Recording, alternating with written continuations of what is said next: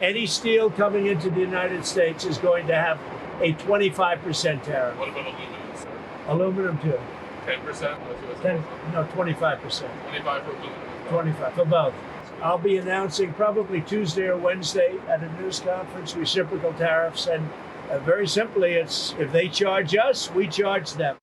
All right, that 25% tariff echoes the move that the president made in his first term, which hit Canada, the EU, and Mexico particularly hard. Trump also planning some massive reciprocal tariffs. He mentioned them there, which would match the other countries dollar for dollar. Here to react is former Council of Economic Advisors acting chair Tomas Philipson. Always great to have you to get your perspective specifically on this. He tried the steel tariffs before. Ultimately, the goal was to get production back here in the United States, to get China to stop dumping cheap steel here.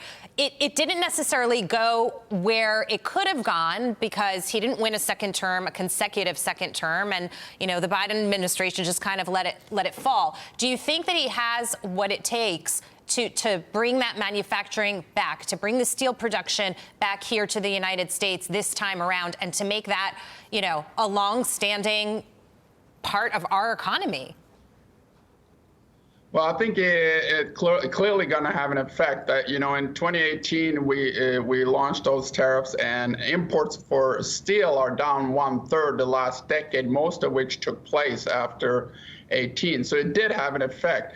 Now, on the reciprocity, I think the key here is for foreign countries is that fair trade, meaning we treat them as they treat us, includes free trade, meaning zero. So if these countries are so concerned about free trade, here's their opportunity. Put a zero tariff on us and we'll put a zero tariff on you. That's in their choice, given this new policy that's going to be announced.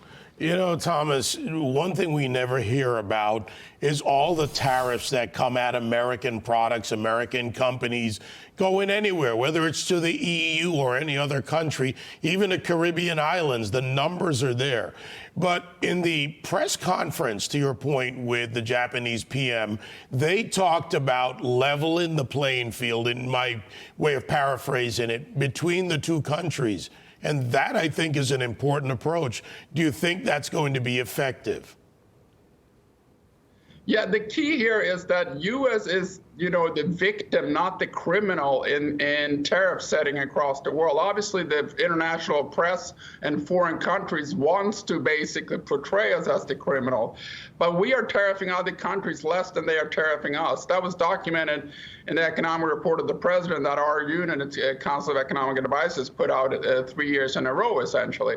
So the key here is really just the fairness, meaning we treat you as you treat us. And like I said, if that's the case, these countries now have an opportunity to get all the free trade they want. They just have to do it both ways. And sometimes, we don't really get into the nitty-gritty of the markets on this particular show, but sometimes the markets give us good broad strokes of what's going on. We've seen some volatility every time a tariff is announced.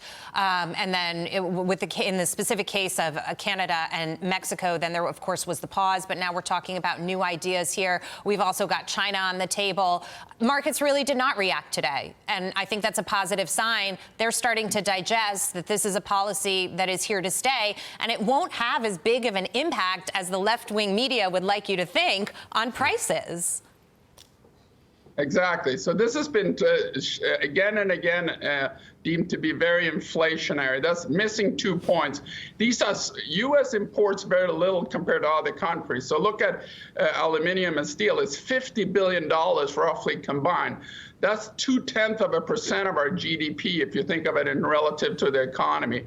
So, price increases on those markets are not going to be inflationary. They might raise the tariff goods a little bit, but inflation has to do with economy-wide price increases, which is caused by monetary policy and fiscal policy. These things are not inflationary, and even the Chinese imports are 2% relative to GDP. So if you have a 10% tariff on that, is 0.2 relative to GDP. These are not big, price increases across the board. They affect the tariffed goods, but they don't affect the overall economy. I think that's one reason that even though U.S. steel is up, the market is also up. Thomas, thank you. Great to see you. Thank you. Thank you.